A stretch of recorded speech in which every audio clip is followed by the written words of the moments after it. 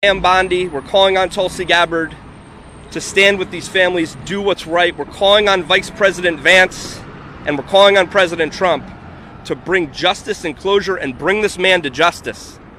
We deserve it. America deserves it. Please help us.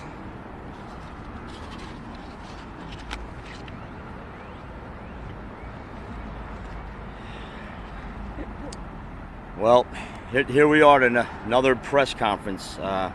It's just getting hard to believe. But good morning. Thank you for being here. My name is Dennis McGinley. I'm here with my brother Mike. Our brothers Marty and Tom were unable to join us today. Our brother Danny was murdered on the 89th floor of the South Tower.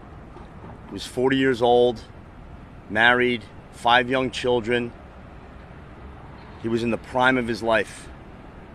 Just like 95% of the 9/11 victims and the spouses of my colleagues behind us were in the prime of their lives.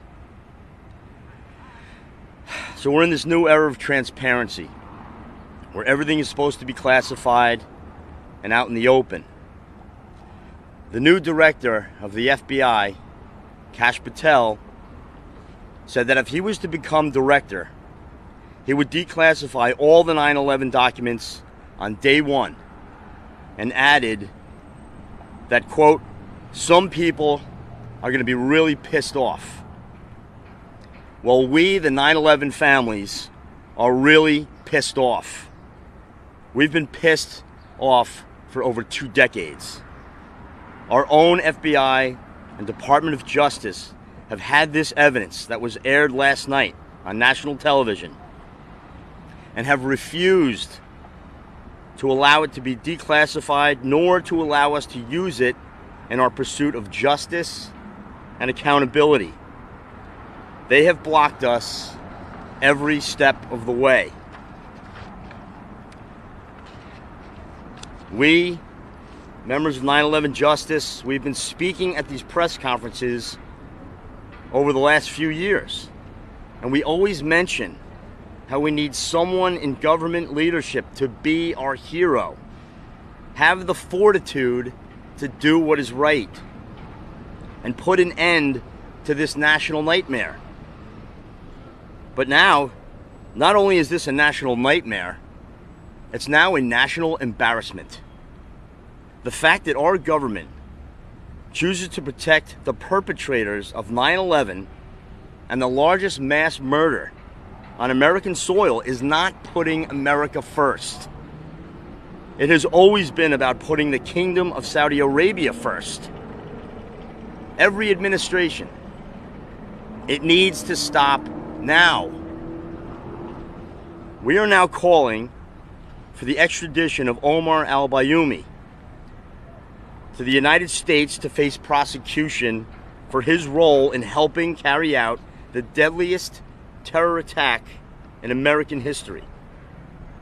We are also demanding that the new FBI leadership fully cooperate with the prosecutorial efforts and finally explain why past Bureau officials failed to act on this evidence.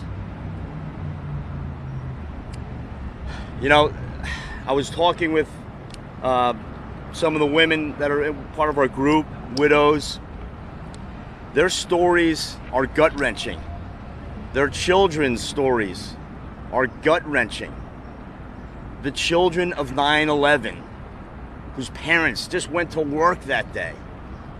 The children of 9/11 need to know that someone cares about their stories, that cares about them, that our government cares about these 9/11 kids. You know, now they're older, they're in their 20s, their 30s, and believe me, they're suffering more than when they were younger. Again, thank you for being here.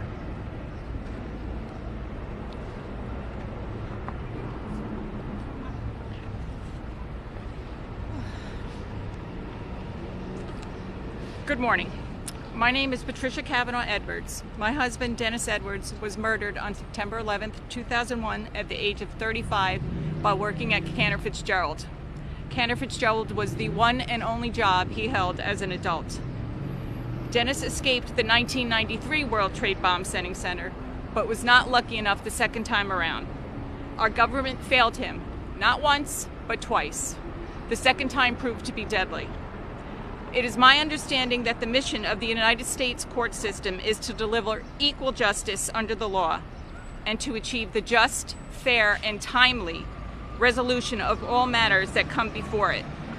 As a 9/11 widow and as an attorney duly admitted to practice law in the state of New York, I can say with the most complete, utmost certainty that the victim and loved ones of 9/11 have not come close to reaching any sense of justice by virtue of our government and judicial system. It has been one catastrophic misstep after another that has lasted over 23 years with no transparency, as evidenced in the 60 Minutes episode last night. President Trump, Vice President Vance, FBI Director Kash Patel, and Attorney General Pam Bondi, we are undeniably in a position to help us to get the justice we deserve. You have all stated at one point or another during your presidential campaign or confirmation hearings that you would focus on justice, transparency, and that you would declassify and unseal evidence in your pursuit for justice for us. The time is now. Last night's 60 Minutes program was a small glimpse of the lack of transparency of the United States government relating to the 9/11 attacks over the past 23 years. For almost 23 years, the government has kept damning evidence locked in a warehouse somewhere. Today, we are asking for your compassion, your reasoning, and most importantly, your support to obtain justice for us. Mr. Howard Lutnick, now Secretary of Commerce, has lived our nightmare on a personal level as he spoke at his confirmation hearings. I believe you too could assist in our quest for justice, as you also suffered a tremendous loss on September 11th. Mr. Lutnick, your Cantor family, you remember us, your Cantor family, and the citizens of the United States need you to take action in our quest for justice. Can we count on all four of you to hold the perpetrator, including Bayomi, accountable for 9/11 and ensure justice for those of the attacks? You must all recognize the importance of the process, transparency, and the rule of law in bringing those responsible for the attacks to justice. To be clear, justice delayed is justice denied. We are standing here 23 plus years later. We have been undoubtedly denied. We pray that this administration has the strength, resolve, and do whatever is undeniably right by holding those accountable for the attacks on 9/11, namely Al-Qaeda and al-Bayoumi. President Trump, perhaps you should bring Bayoumi back here with you when you return from Saudi Arabia in a few weeks. Lastly, I would be remiss if I did not wish my husband, Dennis Edwards, born on this day, a very heavenly 59th birthday. We are both certainly not where we imagined we would be today. 8,360, I repeat, 8,360 days of not seeing you and not obtaining an ounce of resemblance or justice for your murder. President Trump, Vice President Vance, Kash Patel, Pam Bondi, and Howard Lutnick, you are now in a position to do better than those before you. We implore you to immediately do so, and as usual, we wait. We wait, and we hope for the transparency and justice we rightly deserved and still have not received.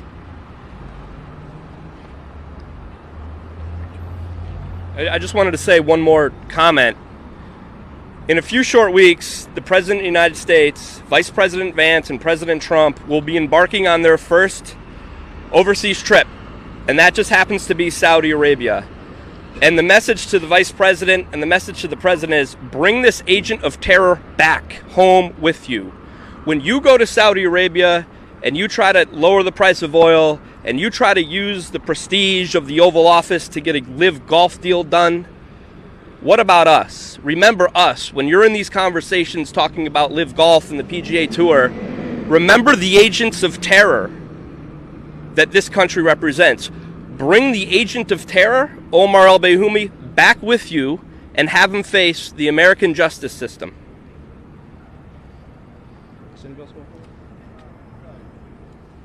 We'll take any questions if anybody has any.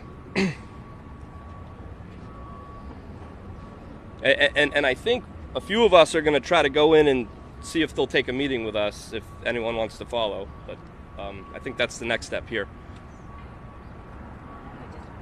Oh, so Were you aware of the video that they showed on 60 Minutes last night? Were you aware of that video prior to the show? So great question. That video, along with the other critical pieces of evidence that they talked about last night, was publicly made available in court, in federal court, in our lawsuit against the Kingdom of Saudi Arabia. So on July 31st, 2024, knowledge of this video was filed publicly on the docket in federal court in our lawsuit against the Kingdom. It's not just the video, though. It's a hand sketch of a plane, and it's an equation of how to. It's an aeronautical equation of how to fly a plane into a target. This was seized in Bayomi's apartment. So he's on video with the hijackers, hosting a party for the hijackers, filming the U.S.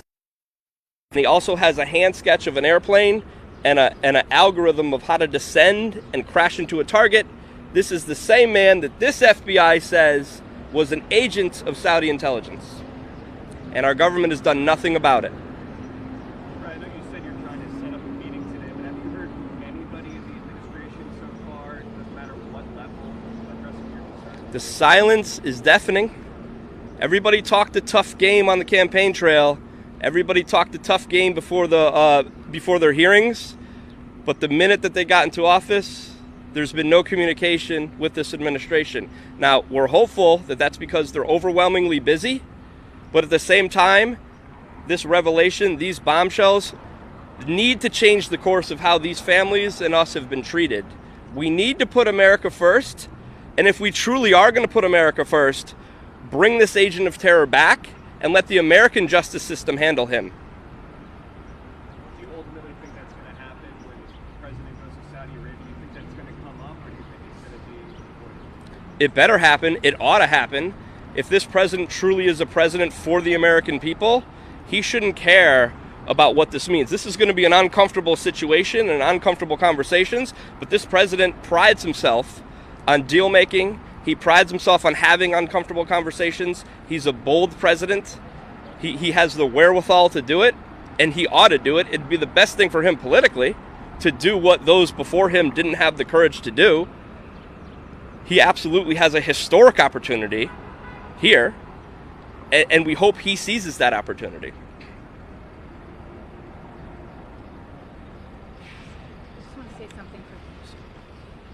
Good morning. I'm Cornelia Salito. I'm here on behalf of my husband's cousin, Matthew and Lorene Salito, because they're unable to be here. Their son, Matthew, age 23, Matthew Carmen Salito, was killed in the Trade Center, and their lives have forever been changed. What we're asking for, as Brett has said, and many of these other people are here to support, is that our government step up to the plate. We're looking for justice and accountability, and starting with this man, but in reference to the Saudi government as well. Thank you for your time. Anybody else want to? Okay, I think that concludes our portion. If anybody has questions or wants to do one-offs, we're more than happy to do that. Thank you all for coming.